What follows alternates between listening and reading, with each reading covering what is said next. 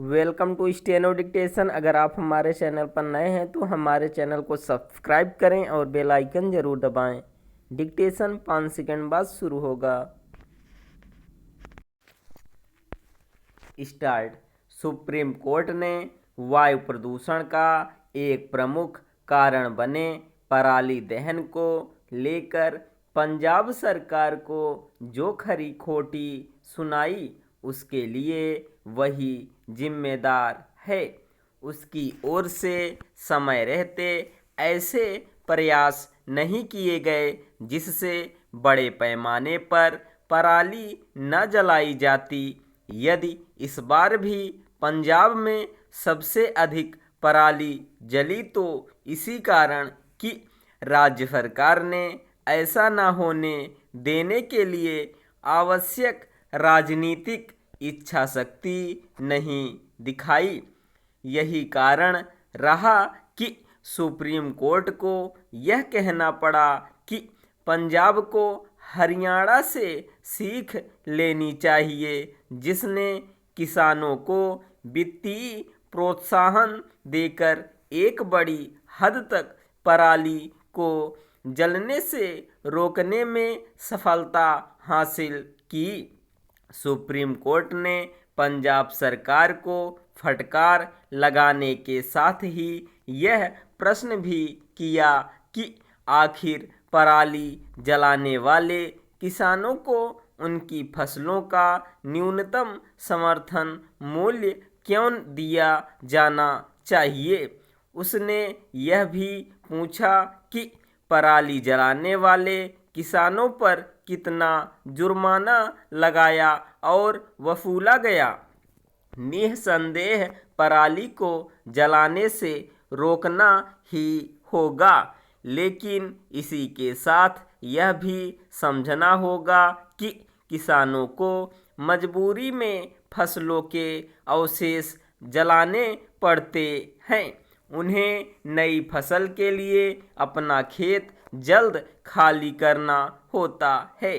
चूँकि सरकार पराली के निस्तारण की कोई ठोस व्यवस्था नहीं कर पा रही है, इसलिए किसानों के सामने उसे जलाने के अलावा और कोई चारा नहीं होता। यदि यह समझा जा रहा है कि पराली जलाने वाले किसानों को दंडित कर समस्या का समाधान किया जा सकता है, तो यह संभव नहीं। इस समस्या का समाधान तब होगा जब किसानों को ऐसे विकल्प उपलब्ध कराए जाएंगे जिनसे वे पराली जलाने को विवश न हों। उन्हें वित्तीय सहायता प्रदान करने के साथ ही पराली का निस्तारण करने वाली मशीनें मुफ्त में उपलब्ध कराई जानी चाहिए, या फिर उनके खेतों से पराली हटाने की कोई व्यवस्था की जानी चाहिए। यह निराशाजनक है कि बीते लगभग 10 वर्षों से यह कोशिश हो रही है कि पंजाब, हरियाणा, पश्चिमी उत्तर प्रदेश, राजस्थान आदि में पराली को जलाए जाने का सिलसिला थमे, लेकिन ऐसा नहीं हो पा रहा है। यदि इसमें कोई राज्य सबसे अधिक नाकाम है तो वह है पंजाब। सुप्रीम कोर्ट के साथ साथ कृषि विशेषज्ञ भी एक अरसे से यह आवश्यकता जता रहे हैं कि पंजाब में धान की खेती को हतोत्साहित करना चाहिए, लेकिन इस दिशा में कोई ठोस कदम नहीं उठाए जा सके हैं, और वह भी तब जब इस राज्य में भूजल स्तर लगातार नीचे जा रहा है।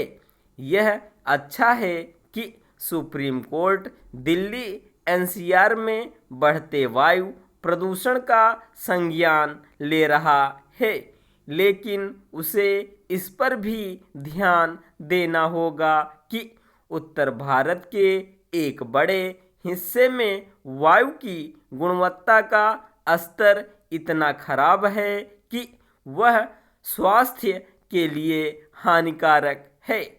ऐसा इसीलिए है क्योंकि वायु प्रदूषण के अन्य कारणों के निवारण पर ध्यान नहीं दिया जा रहा है। स्टॉप।